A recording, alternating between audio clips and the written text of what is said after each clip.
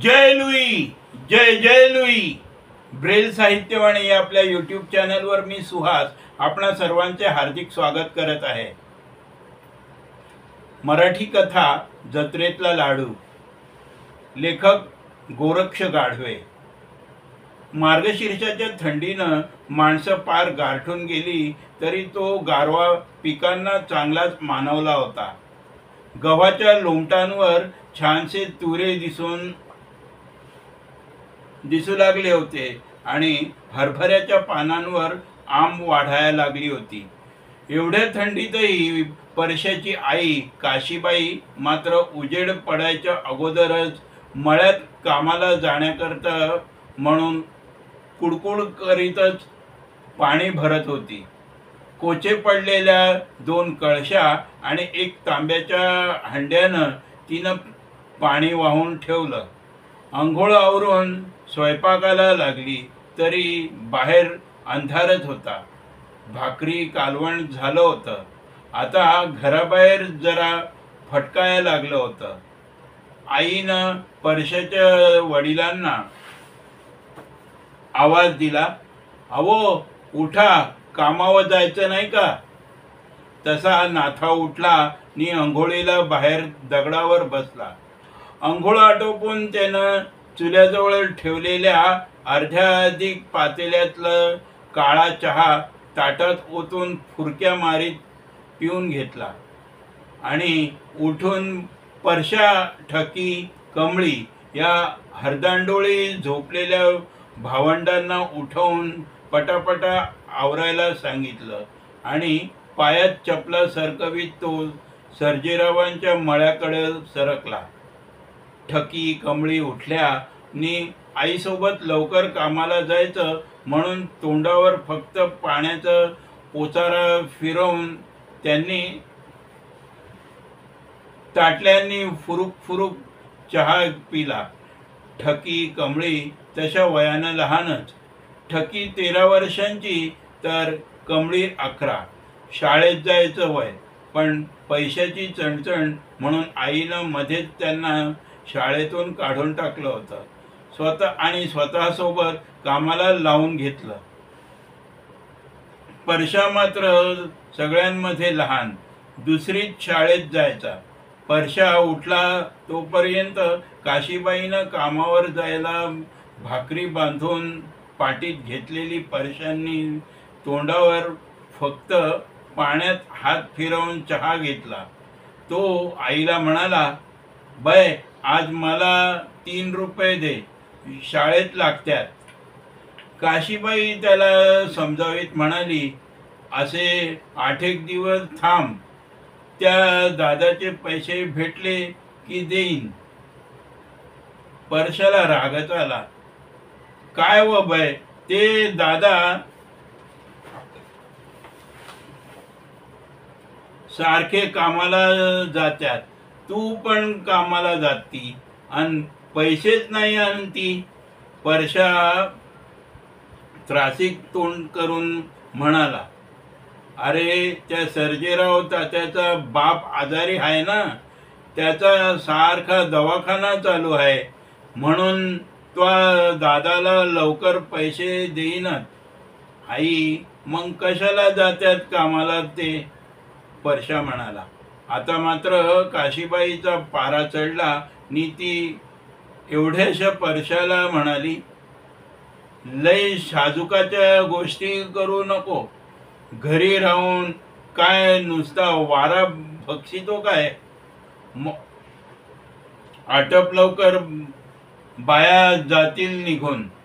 काशीबाईनं डोक्यावर पाटी घेतली. ठकीनं शेळी सोडून दावा हातात घेतलं आणि पुढे ओढीत चालू लागली. मागून कमळी शेळी हुसकीत मळ्यात कामाला निघाल्या. परशा दारात उभा राहून पाहत राहिला. शाळा भरायला अजून वेळ होता म्हणून परशा पाटी घेऊन घराच्या ओट्यावर सावलीला बसून पाटीवर काहीतरी चिरखाडीत बसला होता. शेजारीच राहणारी सीताई त्याची चुलतीच. तिने त्याला आवाज दिला आणि हातात 20 रुपये देऊन तिने सांगितलं, भगर घेऊन ये, तुझ्या मोठ्या बाळाला उपास आहे. हातात पैसे दाबून धरत परशानं तुकाशेठच्या दुकानाकडं धूम ठोकली. त्याला वाटलं पैसे उरले की चॉकलेट खाता येईल, पण पावशेर भगर घेतली तर तिचेच 20 रुपये झाले. त्यामुळे परशाचा हिरमोड झाला. तरा चालत त्याने भगरीचा पुडा सीताईला दिला आणि घरातच उभा राहिला. त्याला त्या घरात अप्रूप वाटायचं, कारण तसंच त्याचा चुलता रामभाऊ खंडोबाचा भगत गोंधळ गाणे, जागरांचा कार्यक्रम करायचा व गावातल्या देवळातही पूजा अर्चा करायचा. त्यामुळे घरात नेहमीच खारका, बदाम, खोबऱ्याच्या वाट्या या गोष्टी असायच्याच. कधीकधी शनिवारच्या दिवशी अर्धी सुट्टी असल्यावर परशा घरी असला की रामभाऊ एखादा 2 खारका त्याच्या हातावर ठेवायचा, म्हणून परशाला त्याचा मोठ्या बा जवळचा वाटायचा. मात्र सीताई परशाला यापैकी काहीही न देता फक्त दुकानातून वस्तू आणून घ्यायची, म्हणून त्याला सीताईचा रागही यायचा. त्यांच्या घरात कायमच गावातल्या चांगल्या लोकांची ये-जा असायची, म्हणून परशाच्या येड्या गबाळेपणाचा राग येऊन त्याच्यावर सीताई नेहमीच खेकसायची. आज परशा चांगला खुशीत होता, कारण आज रविवार म्हणजे त्याची आई, दादा, ठक्की, कमळी सगळे घरीच राहणार आणि आज त्यालाही त्याच्या दादाबाईबरोबर आडगावच्या बाजाराला जायला मिळणार होतं. काशीबाईने घरातला आवरून 2 पिशव्या घेतल्या तसा परशाचा आनंद वाढायला लागला. परशा आईला म्हणाला, बाय, मी पण येणार हा बाजारा. काशीबाई आरशात पाहून बिनतेलाच्या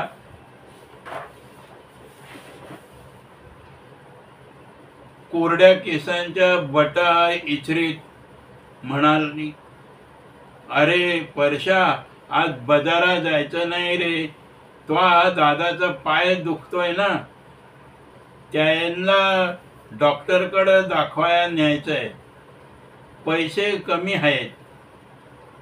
नाक बसवीतच परशा म्हणाला, ते काय सांगू नको मला, यायचंय बाजारात, तू किती दिवसाचे लाडू आणले नाही.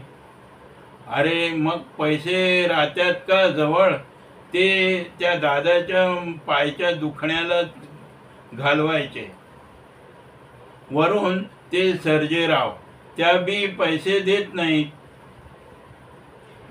तसं नाथाचं दुखणं म्हणजे सर्जेरावाच्या बैलांची झाली भांडणं. नाथा सोडवाया गेला आणि त्याच्या पायाला शिंग लागलं, तसा पाय टराटरा फुगून आला. तेव्हापासून पाय सारखा दुखतोय, पण नाथा तरी इळभर सर्जेरावाकडे काम करत राहतो आणि जास्त दुखायला लागलं की कधी कधी डॉक्टरकडे जातो. पिशव्या घेऊन काशीबाई मोटार अड्ड्याकडे निघाली तसा कमळी आणि परशा तिच्या मागं धावत गेले. परशा मात्र भुकायच लागला. मला यायचं बाजारा म्हणून जोरात रडायला लागला. कमळी मात्र बोलली, बय, खोबरेल तेल आणव, डोकं लय खाजवतंय. हे ऐकल्यावर काशीबाई हिरमुसली. हुंदका दाटल्यावानी झाला. कमरेच्या पिशवीत फक्त 150 रुपये आणि काय काय आणावं, दाणे, तेल, मीठ, मिरची, की पोरांच्या बापाचा फक्त दवाखानाच करायचा, या सगळ्या गोष्टी डोळ्यापुढे आल्यानं तिच्या पायातलं बळच गेल्यासारखं झालं. पण कमळीच्या तोंडावरून हात फिरवत मानानच हा होय असं डोलत परशा हाताशी धरून ती पुढे चालायला लागली. डोळे पुसतच परशा काशीबाई बरोबर चालू लागला. पुढून सीताई येत होती. ती काशीबाई बरोबर बोलत नव्हती. बोलली जरी तरी तिरसटासारखी. जवळ आल्यावर परशाला पाहून ती म्हणाली, परशा बाजारात चालला रे. परशाला परत पाठवावं म्हणून काशीबाई म्हणाली, हाव ते तुमच्या देराला डॉक्टरकडं दाखवून आणि ते पण हे पण मागं लागलंय बघा. चाल रे घरी परशा. ते कुठं बाजारात चालले? डॉक्टरकडे चालले. चाल. वाकडी तिकडे मान करीत परशा काकू करीत काशीबाईच्या पदराला धरून तिच्या भोवती गोल फिरायला लागला. व्हय भाऊ, मी आणील ना तुला लाडू. काकुळतीला येऊन काशीबाई म्हणाली. तसं लगेच सीताईनं परशाचा हात धरून ओढीतच त्याला सांगितलं, अरे चाल, आपल्या जत्रात खूप लाडू खाऊ. जत्रा म्हटल्याबरोबर परशाचा चेहरा चमकला आणि तो सीताई बरोबर घराकडे परतला आणि काशीबाईचे पाय मोटार अड्ड्याच्या दिशेने झपाझपा चालू लागले. सवसान झाली नि ठकी, कमळी, परशा या तिन्ही भावंडांचे डोळे मोटार अड्ड्यावरून येणाऱ्या रस्त्याकडे लागले. ठकीनं चूल पेटवून भाकरी थापून ठेवल्या होत्या. हळूहळू सारं गाव अंधारात लपायला लागलं होतं. तरी अजून काशीबाई नाथा बाजाराहून परतले नव्हते. पार जेवण वेळ झाली. मिणमिणत्या दिव्याच्या उजेडातही तीनही भावंड चुल्याजवळ शेकतच बसलेली. तितक्यात दारात कुणीतरी आलंय याची जाणीव झाल्यानं परशा दाराकडं पाहायला लागला. तर लंगडतच नाथानं घरात येऊन भिंतीच्या आधारानं आपलं बूड टेकवलं. परशा आनंदला.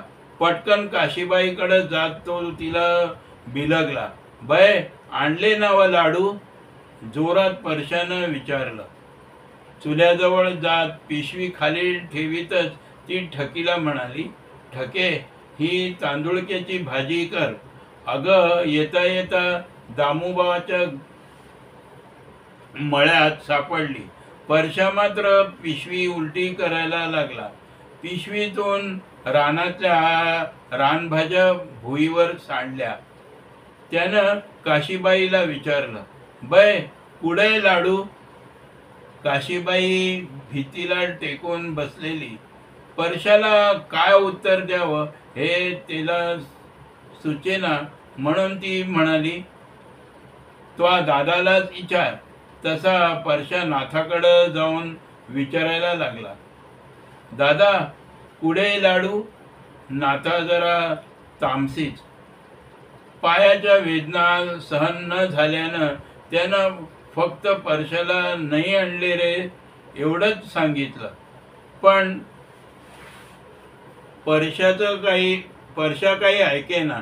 तो फुंदू लागला व म्हणाला, बय तर म्हणाली होती लाडू आणते म्हणून. कमळी, ठकी मात्र गप्प होत्या. त्यांनाही घरातल्या या परिस्थितीची न समजत्या वयातच समज आली होती. परशाचा घरात चाललेला धिंगाणा पाहून नाथा वैतागला व परशाच्या खाडकन कानामागं दिली. तसा परशा जोरानं रडायला लागला. वैतागानं नाथा म्हणाला, गधड्या, इड वकारी आली तर सुपारीला पैसे नाही न तुझं काय लाडू रे? तो मालक पैसे मागायला गेलं का सारखं दवाखान्याचं नाव सांगतोय, फक्त काम करून घेतोय आणि पैशाचा पताडा नाही. इड ह्या पायाच्या दुखण्यानं जीव चाललाय आणि तुझं भलतंच नाथाचा राग अनावर झाला होता. काशीबाईनं परशाला जवळ घेतलं आणि समजावलं, अरे जत्रा आली ना आपल्या गावची, मग खूप लाडू घेऊ तुला. परशा रडत रडतच झोपी गेला आणि तांदुळक्याच्या भाजीसंगे भाकर खाऊन घरातले सगळेच आडवे झाले. हा हा म्हणता गावची जत्रा 4 दिवसांवर येऊन ठेपली. गावदेवतेचा हा उत्सव म्हणजे गावातील लोकांचा मोठा सणच. सारे लगबगीने कामाला लागले. घरादाराला रंगरंगोटी, सारवासुरव करण्यात गावातल्या बाया बापड्या दंगून गेल्या, तर खंडोबाच्या देवळाच्या रंगरंगोटीत गावकरी रंगून गेले. लहान मुलांचा आनंद ओसंडून वाहत होता. त्यात सर्वात जास्त खुश होता तो परशा. कारणही तसंच होतं. त्याचा चुलता म्हणजे रामभाऊ खंडोबाचा भगत. त्यामुळे दरवर्षी गावातील मोठमोठी माणसे घरी यायची, रामभाऊच्या पाया पडायची. पाहुणे मंडळीत सारं गाव गजबजून जायचं. घरातील काम उरकण्यासाठी सीताईची खूपच लगबग सुरू होती. जत्रेतला तिच्या माहेराची माणसं यायची. लांब शहराच्या गावी नोकरी करणारा तिचा मुलगा सून यायची. यामुळे तिला कोण आनंद व्हायचा. याच गोष्टीचं परशाला कौतुक वाटायचं की हे सगळं त्याच्या घरातच होतंय असं त्याला वाटायचं. जत्रा सुरू व्हायला आता एकच दिवस उरला होता. तरीही खेळण्यांची दुकाने, मिठाईवाले, पाळणे यांच्या दुकानांनी आदल्या दिवशीच गर्दी केली होती. जत्रेच्या ह्या वातावरणाने गावात एक वेगळंच चैतन्य निर्माण झालं होतं. परशाच्या घरी नाथानी काशीबाईला याचं मात्र काही वाटेना. उलट त्यांची चिंताक्रांत चेहरे घराच्या बाहेर निघत नव्हते. पायाच्या दुखण्यानं नाथा 15 दिवसांपासून घरातच पडून होता. तो, काशीबाई, ठकी, कमळी यांना कामच नसल्यानं त्या घरच्या चुलीसाठी फक्त लाकडच गोळा करत होत्या. नाथाला पोरांची काळजी वाटायला लागली होती. म्हणून त्याने ठकीला बोलावून घेतलं आणि म्हणाला, तू आणि कमळी तात्याच्या मळ्यात जाय आणि नाव सांगा. म्हणावं दादानं 500 रुपये सांगितले. ठकीनं फक्त मान डोलवली, पण तरीही ती म्हणालीच, नाही दिले तर देतील भय म्हणावा, जत्राला लागतात. तरी पैसेच नाही म्हणून तसं सांग. तशी ठकी आणि कमळी मळ्याच्या वाटेनं चालू लागल्या. परशा मात्र जत्रेतल्या दुकानांची मजा आपल्या वर्गातल्या मित्रमंडळींबरोबर घेत होता. उद्या कोणकोणते खेळणे घ्यायचे तो खेळण्याच्या दुकानात आजच जो तो निवड करून ठेवीत एकेकाला सांगत होता. उद्या मी खूप लाडू खाणार असं तो प्रत्येक मित्राला सांगत होता. त्याच्या डोळ्यात हे सांगताना वेगळीच चमक होती. सांजवेळेला दिवे लागण झाली आणि कमळी व ठकी घरी परतल्या. नाथानं विचारलं, का ग एवढा टाइम का झाला? ठकीच्या डोळ्यात टचकन पाणी आलं आणि हुंदके देऊन ती सांगू लागली, दादा त्या तात्यानं अगोदर गोठ्याची झाडझूड करून घेतली. घरातल्या फरशा आम्हाला पुसायला लावल्या. म्या सांगितलं पैशाचं, तर तुम्हालाच लई वाईट साईड बोलले. ते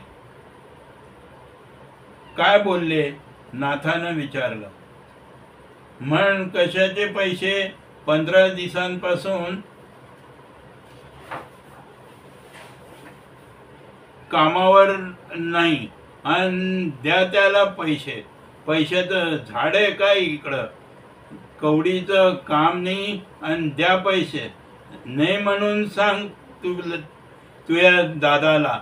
डोळे पुशीतच ठकी म्हणाली. देवळाकडून आलेला परशा शेजारी पाहुणे आलेल्या सीताईच्या बहिणीच्या पोरांबरोबर बाहेरच ओट्यावर झोपी गेला. काशीबाईंनी नाथा पोरांना जत्रेत काय खर्चायला द्यावा हाच विचार करीत गप्प बसून राहिले होते. सकाळ झाली. देवळाच्या बाजूनं डफड्यानं धरलेला ताल साऱ्या गावात घुमू लागला. देवळाच्या पुढं मांडव डहाळ्या टाकल्या की गावातल्या माणसांच्या हातानं खंडोबाची पूजा होणार. पूजा आरती आटोपली की साऱ्या गावातून देवाचा रथ मिरवायला काढला जाईल. परशा ठकी कमळी उठले. आज गावाचं वातावरण भलतंच मोहक झालेलं. गावातला प्रत्येक माणूस वेगळ्याच आनंदानं मोहून गेला होता. ऊन हळूहळू वर चढायला लागलं तसा खंडोबाचा रथ गावातल्या गल्लीतून घरासमोरून पुढे पुढे सरकत होता. गावातला प्रत्येक जण रथात ठेवलेल्या खंडोबाच्या मुखवट्याचं दर्शन घेत होता. परशा मात्र सगळ्या जत्रात वाऱ्यासारखा फिरत होता. त्यानं निवड केलेली खेळण्यातली गाडी घ्यायची व लाडू घ्यायचे म्हणून घराकडे पळत आला. घरात तोंड उतरवून बसलेल्या काशीबाईकडे जाऊन म्हणाला, बाय दे ना व मला 20 रुपये. गाडी घ्यायची मला. वर्षभरानं येणाऱ्या देवाच्या रथाला नारळ विकत घेऊन फोडायलाही पैसे नाहीत. या विचारानं नाथा व काशीबाईच्या डोक्यात काहूर उठलं होतं. नाथानं परशाला समजावलं, अरे संध्याकाळी आपण सारे जत्रेत जाऊन लाडू आणू, तुला गाडी आणू. पण परशा मात्र हट्टालाच पेटला. एकच रट लावून बसला आणि नाथाकडे आता परशाला समजावण्यापलीकडे काहीच इलाज नव्हता. काशीबाई हे सारं काळीज दाबून काशीबाई हे सारं पाहून काळीज दाटून आलं तरी गप्प गुमान नुसतीच पाहत होती. न राहून नाथा काशीबाईला म्हणाला, वय जाय तात्याकडे जाय आणि आण वय 200 रुपये. काशीबाईला जायचा धीर होईना. ती चाचरतच म्हणाली, अव पण. तिचे शब्द संपण्या अगोदरच नाथा तिच्यावर खेकसला. मग ह्या कार्ट्याला तरी हिरीत टाकून ये, मग मला बरं वाटेल. कवाच्या धरून त्याचं सारखं तेच चाललंय. तशी काशीबाई उठली आणि सर्जेरावाच्या मळ्याकडे निघाली.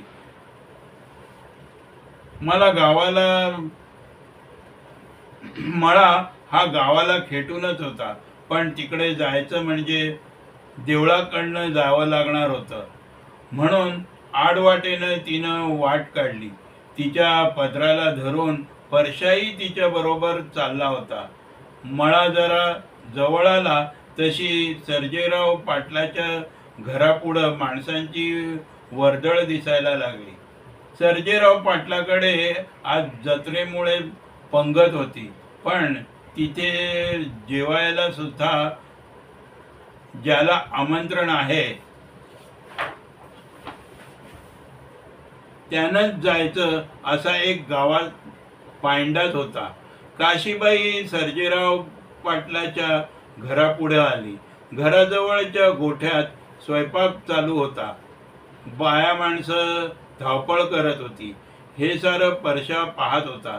काशीबाई सर्जेरावाकडे जाऊन म्हणाली, तात्या, अव पैसे लागत होते. सर्जेरावानं ऐकल्या न ऐकल्यासारखं केलं नि स्वयंपाकी माणसांवर ओरडायला लागले. रडकुंडीला आल्यासारखी काशीबाई पुन्हा सर्जेरावाला म्हणाली, अव तात्या, 200 रुपये लागत होते. सर्जेरावाला जणू काही रागच काढायचा म्हणून रागाच्या सुरातच सर्जेराव खेकसला. काशे, तुला काही कळत नाही का? माझ्या माग काय लचण आहे? तुझं काय मधीच निघालंय तुझं? धीर करून काशीबाई म्हणाली, तात्या, अव घरात अजिबात पैसे नाही व या लेकराला जत्रत खर्ची म्हणून द्या ना 200. हे चांगले झाल्यावर फेडतील ना. सर्जेराव उसळलाच. ते फेडायचं आणि त्या नाथ्याचं मला काहीच सांगू नकोस. मला राती या पंक्तीचं पडलंय. लोकायला जेवू घालायचंय. आता माझ्याजवळ पैसे नाही. तू जाय बरं, उद्या ये, मग पाहू. असं म्हटल्याबरोबर सर्जेराव स्वयंपाक करणाऱ्या माणसांकडे तरातरा निघून गेला. तसं उरावर एखादं ओझं ठेवून हातपाय गळाल्यासारखी काशीबाई सुद्धा परशाला हाताशी धरून घराकडे निघाली. गावामध्ये गावभर रथ मिरवून झाल्या. संध्याकाळचं ऊन हळूहळू कमी होत गाव दिव्यांच्या रोषणाईनं उजळायला लागला. गावातल्या घराघरांतून मंदिराकडे नैवेद्याची ताटं घेऊन गृहिणींनी मंदिरात एकच गर्दी केली. सर्जेरावाच्या मळ्यात गाड्यांची दाटी झाली होती. आज साऱ्या मोठ्या लोकांना आमंत्रण होती म्हणून पंक्तीला जेवायला लोक जमले होते. जत्रेतून ठकी, कमळी नुसतेच पाळणे, मिठाईची दुकाने पाहत होत्या आणि त्या दुकानातील मिठाई त्या दोघींनी डोळ्यांनीच खाऊन वासानं पोट भरून त्या घराकडे निघाल्या. परशा मात्र त्यांच्याबरोबर नव्हता. दुपारीच आईबरोबर सर्जेरावाच्या मळ्यात जाऊन आल्यानं तो 2 मित्रांसोबत जेवायला मळ्यात अंधारातली वाट तुडवीत गेला होता. पंक्तीला लोक बसले. पत्रावळ्या वाढल्या. वाढप्यांनी एक एक प्रकार आणून पत्रावळीवर ठेवायला सुरुवात केली. पत्रावळीवर भात, डाळ, भाजी, लाडू, शेव, पापड अशा प्रकारचे सारे पदार्थ वाढले होते. आजूबाजूला त्या जेवणाचा एक प्रकारचा वास उंबून राहिला होता. साऱ्यांनी येळकोट येळकोट, जय मल्हार अशी आरोळी दिली नि जेवायला सुरुवात केली. तेवढ्यात परशा तिथे पोहोचला. त्याला हिरमुसल्यासारखे झाले. पहिली पंगत हुकली, पण दुसऱ्या पंक्तीला आपण परत आपल्याला बसता येईल या विचारानं त्याचा चेहरा उजळला. तो बराच वेळ मांडवाच्या खांबाला धरून पंगत उठण्याची वाट पाहू लागला. पंगत उठली नि पत्रावळ्या गोळा करायच्या अगोदर परशानं आणि त्याच्या मित्रांनी दुसऱ्या पंक्तीसाठी जागा धरून बसून घेतलं. पण कोणीतरी मोठा माणूस चिरक्या आवाजात ओरडला, या लहान पोरायला नका रे बसवू, मोठा माणसांचंच होऊ द्या. एका माणसानं सगळ्या पोरांना उठवून दिलं. पुन्हा बारीक तोंड करून परशा आणि त्याचे मित्र उठून खांबाजवळ जाऊन उभे राहिले. अशा 4-5 पंक्ती उठून गेल्या तरी परशाला मात्र पंक्तीतला लाडू काही खायला मिळालाच नाही. एक माणूस आला आणि त्यानं परशाला विचारलं, कुठलाही गावातला का? परशानं मान डोलावली. पुन्हा तो माणूस ओरडला, सुकाळीच्या हो, एवढ्या अंधारात इकडं कान कराय काय जा घरी निघा. हिडपटावानी रातचे रिचे हिंडतात आलेलं रडू तसंच गिळून परशा आणि त्याचे मित्र पळतच घराकडे निघाले. घरी येऊन मात्र परशानं काशीबाईनी नाथापुढे थैथयाट सुरू केला. मला जत्रेतून लाडूच आणून दे असं ठणाठणा बोंबलायला लागला. कितीही समजावलं तरी परशा समजेना म्हणून नाथानं त्याला चांगलाच फटकावला. त्याचं रडू वाढतच राहिलं आणि रडता रडताच परशा झोपी गेला. मात्र पोराला लाडू मिळाला नाही ह्या विचारानं काशीबाई आणि नाथा एका कुशीवरून दुसऱ्या कुशीवर फक्त तळमळत रात्रभर पडून राहिले. सकाळ झाली. रोजच्या सारखा परशा उठला. तोंडावर पाण्याचा पोचारा फिरवून तो ओट्यावर आला. रात्रीची सगळी गोष्ट त्याला आठवली. त्यामुळे तो परत घरात आला. त्याला त्याची आई दिसेना म्हणून त्याने कमळीला विचारलं, कमळे, बै कुठे व? त्यावर भांडे धुत असलेली कमळी म्हणाली, आत्ताच गेली तात्याच्या मळ्यात पैसे आणाया. हे ऐकल्यावर परशा चमकला व विजेच्या वेगानं त्यानं सर्जेरावाच्या मळ्याकडे धूम ठोकली. अर्ध्या वाटेतच त्याने काशीबाईला गाठलं. पदराला धरून तो चालतच काशीबाईला म्हणाला, बाई, तात्यानं पैसे दिल्यावर लाडू घेशील ना? तशी रागातच काशीबाई म्हणाली, गप चालना मोडज्या, गप चाल ना मोडज्या, काय लाडू लाडू लावलंय? तसा गप्प चालत परशा सर्जेरावाच्या मळ्याजवळ आला. घराच्या अलीकडच निंभाऱ्याच्या झाडाजवळ त्याला रात्री जेवून उष्ट्या खरकट्याच्या पत्रावळ्या दिसल्या. मागं वळून पाहत पाहत तो सर्जेरावाच्या घराजवळ गेला. तिथं कोणीच बाहेर नव्हतं म्हणून काशीबाई घरात गेली. तेवढ्यात परशा परत मागे निंभाऱ्याच्या झाडाकडे परत आला. त्या उकिरड्यावरील उष्ट्या खरकट्या पत्रावळीवर 2-4 कुत्रे तुटून पडले होते. पत्रावळीवर